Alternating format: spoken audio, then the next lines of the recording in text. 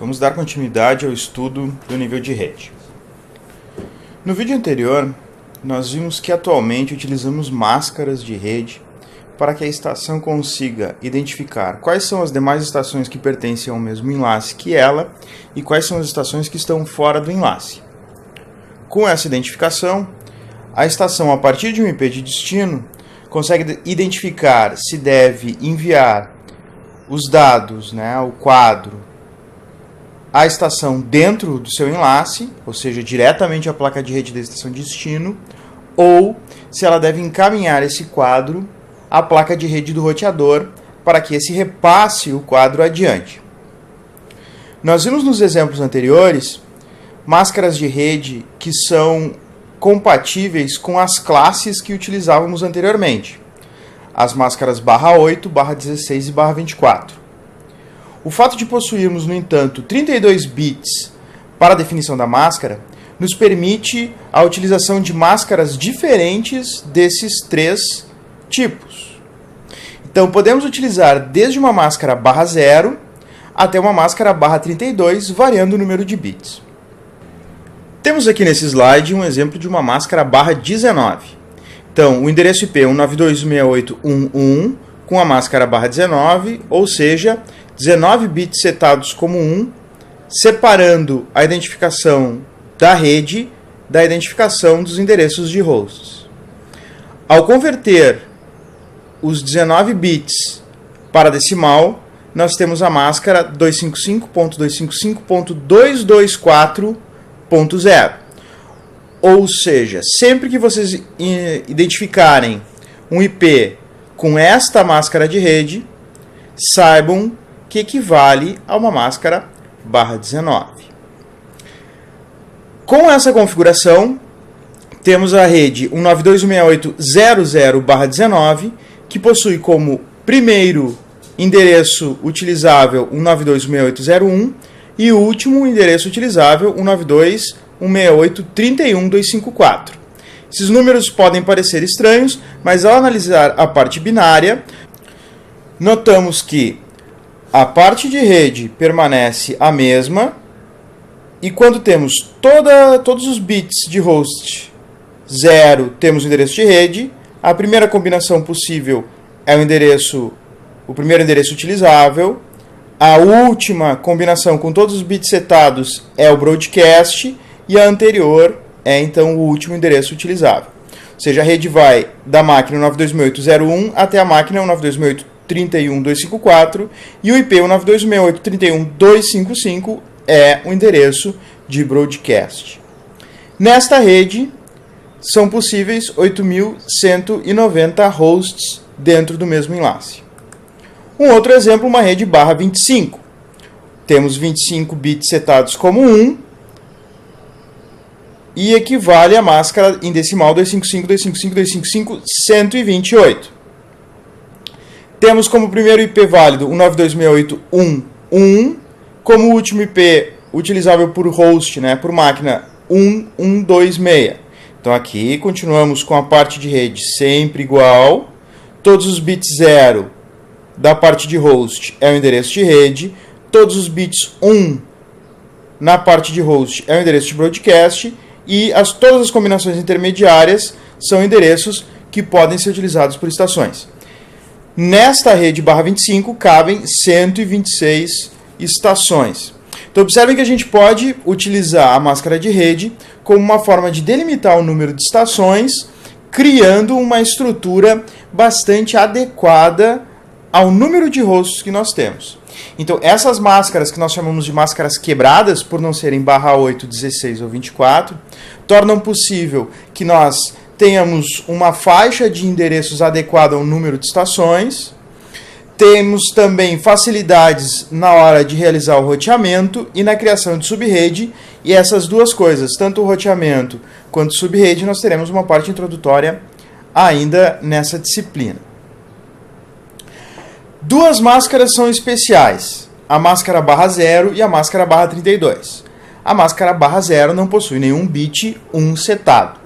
Essa máscara, quando utilizada, o endereço representa todos os IPs de todas as redes do mundo. É utilizada como uma rota default, é um endereço padrão que identifica todas as máquinas da internet. Nós vamos ver seu uso adiante. Uma outra máscara especial é a /32, que identifica um único host. Por exemplo, o endereço IP 192.168.11/32 não identifica uma rede, identifica uma estação. O /32 possui todos os bits 1 da máscara setados. Então, quando eu não quero identificar uma rede, mas quero identificar um host, eu utilizo a /32.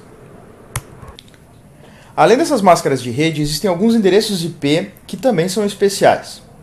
Devido à escassez de endereços disponíveis para todas as estações do mundo, criaram-se 3 faixas para utilização interna.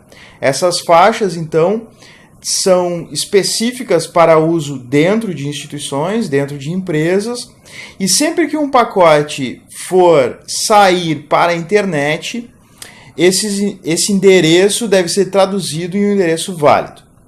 Essa tradução nós chamamos de procedimento de NAT, Network Address Translation. Nós vamos ver o NAT na próxima disciplina. Então, agora basta que vocês saibam que vocês devem ver com bastante frequência os IPs 10.000/8, ou seja, tudo que começa com 10. Vocês devem ver em alguns casos 172.16/12, que vai dos IPs 172.16 até 172.31. E vocês devem ver também com bastante frequência os IPs 192.168/16. Esses IPs, então, são IPs para utilização em redes internas. Eles não são IPs que navegam na internet. Uma estação interna que usa uma dessas faixas de IP, ao enviar pacotes para a internet, esse pacote deve ser, então, ter seu endereço traduzido para o endereço válido. A definição dessas 3 faixas é feita através do RFC 3330. Um outro endereço IP especial também bastante utilizado é o IP de loopback, também conhecido como localhost. Esse IP é a faixa 127.000/8, ou seja, tudo que inicia com o número 127, o computador vai direcionar para ele mesmo. Nós vamos ver isso também agora.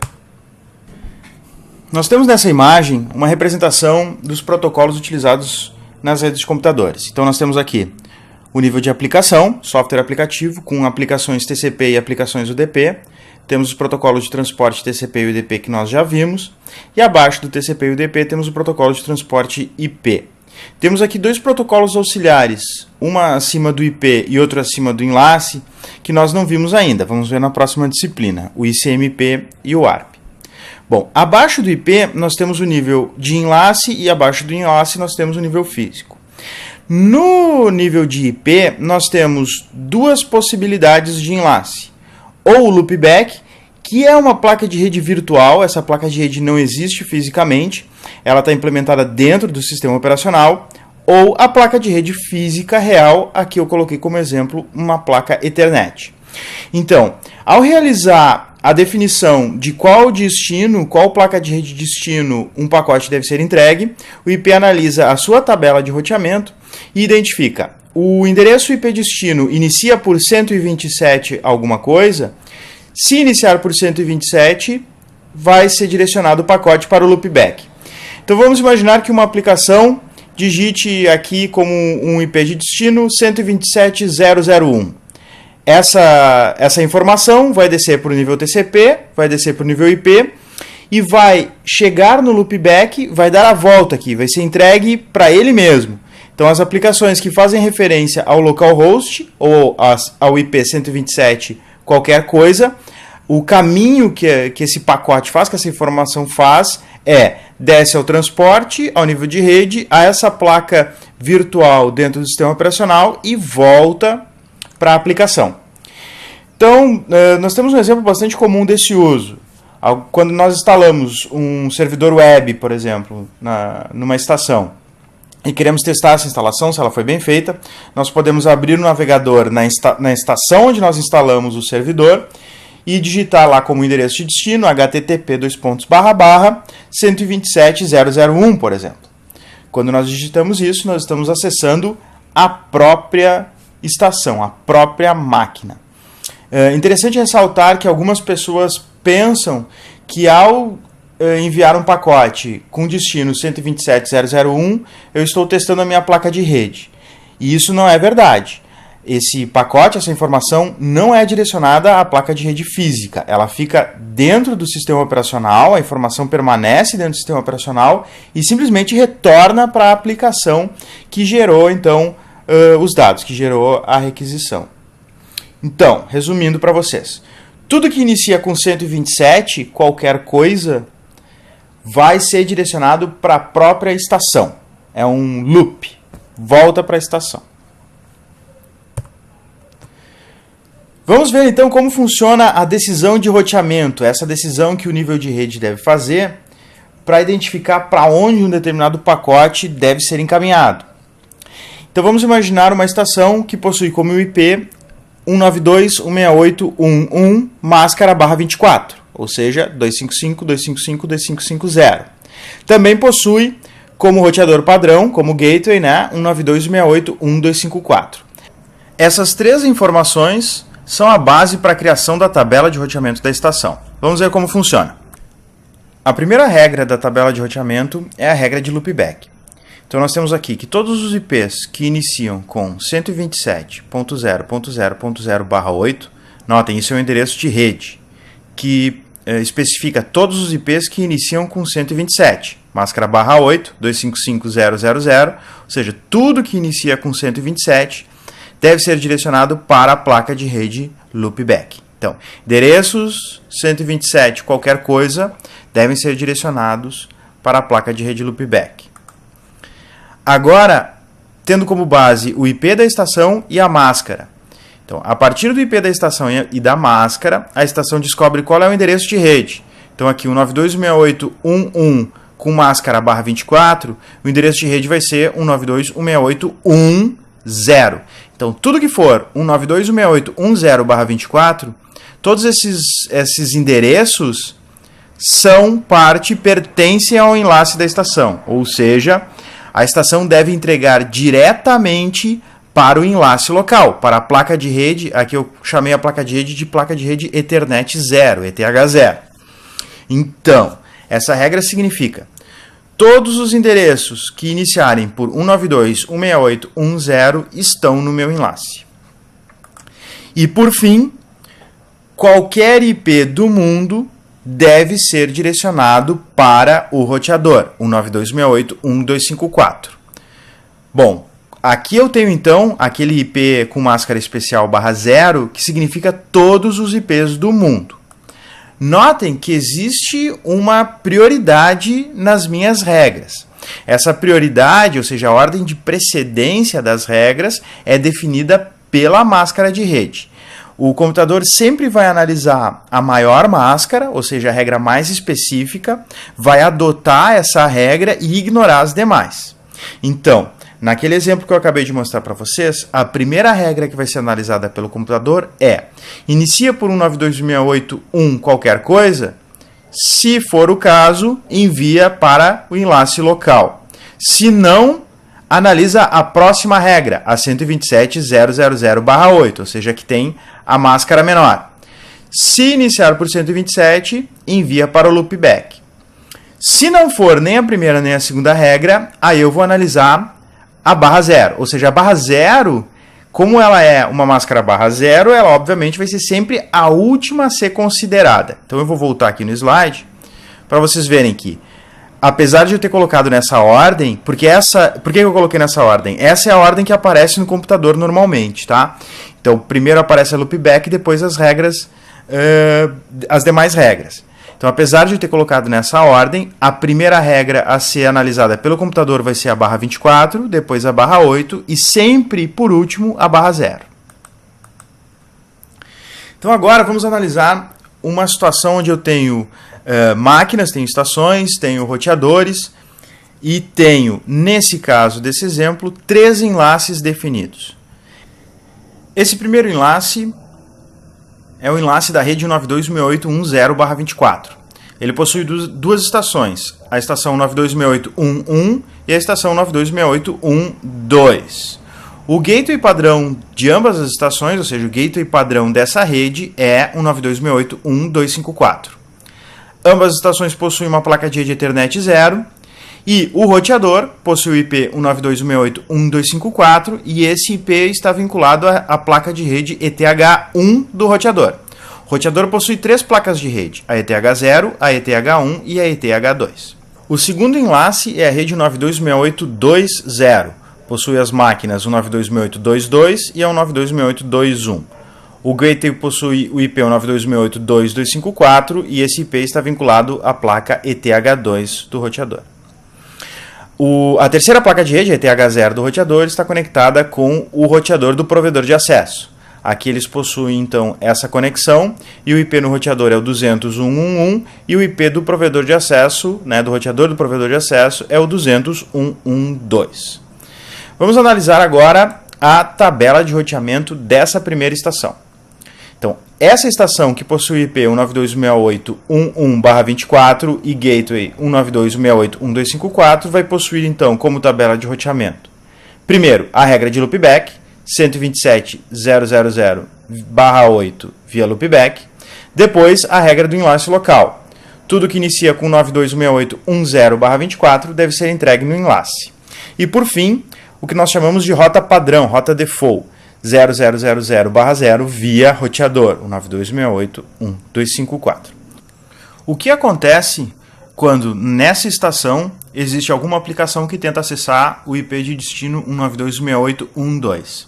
A estação vai consultar sua tabela de roteamento e a primeira regra que ela vai analisar é a regra com a maior máscara, /24. Então, 192.68.1.2, que é o destino, inicia por 192.68.1, sim.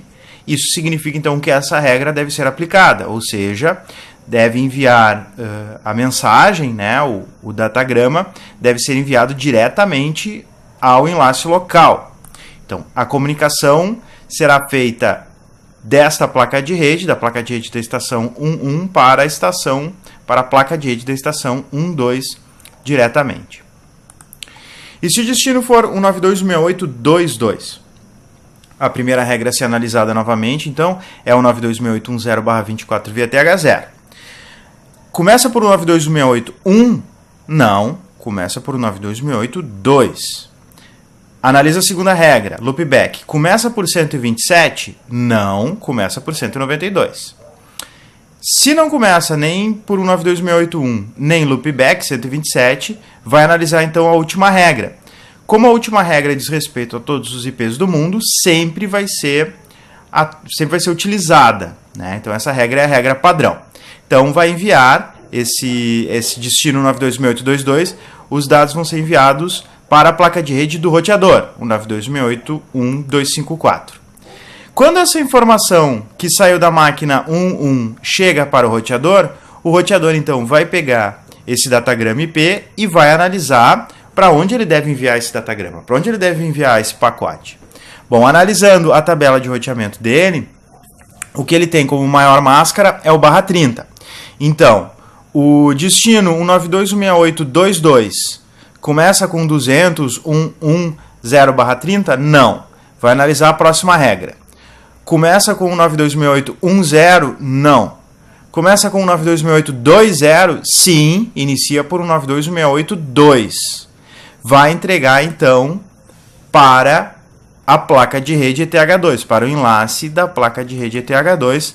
Temos, então, a comunicação dessa estação, envia a placa de rede dela para a placa de rede ETH1 do roteador, o roteador analisa o destino, entrega da ETH2 do roteador para a ETH0 da estação destino. Se o destino for 200.132.53.12, por exemplo, então o que vai acontecer? A mesma análise, não começa por 192.68.1, não é loopback, então envia para o roteador. No roteador, destino 200.132.53.12, ele vai analisar e vai ver, não começa por 200.1.1, nem por 192.68.1, nem por 192.68.2, nem loopback, então ele vai aplicar a rota default dele, que é enviar para o roteador 200.1.1.2, ou seja, vai enviar para o roteador do provedor de acesso, que vai encaminhar, então, para a internet e assim até chegar no destino.